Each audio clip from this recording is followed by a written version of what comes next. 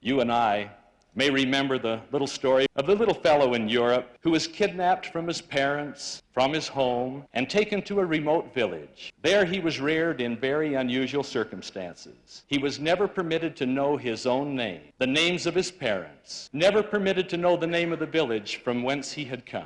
At length, there developed within the young man's heart a desire to return to that place called home. But where was home to be found?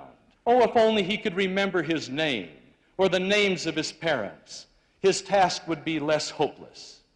In vain, he sought to remember just a glimpse of his childhood.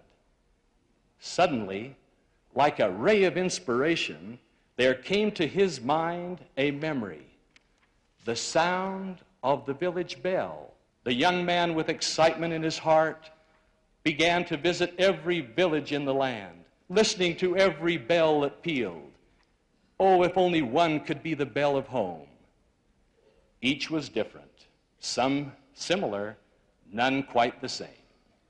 At length, the young man stood in a typical village, before a typical church on the Sabbath day, and waited for the bell to chime.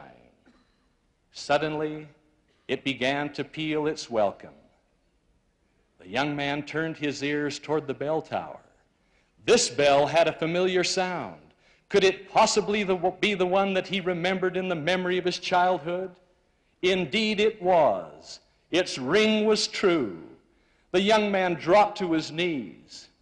Tears brimmed in his eyes. His heart overflowed with gratitude.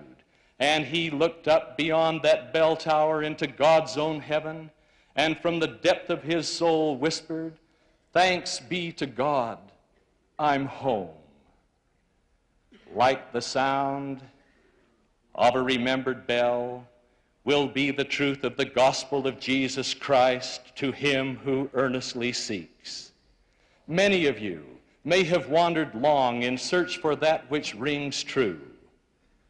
Today, the Church of Jesus Christ of Latter-day Saints sends unto you this personal appeal. Open your minds to the truths of the gospel which they teach. Open your hearts, even your souls, to the sound of that still small voice which testifies of truth. You will drop to your knees as did the boy of whom I've spoken, and your eyes will brim with tears. Your heart will fill with gratitude, and you too will look toward God's heaven.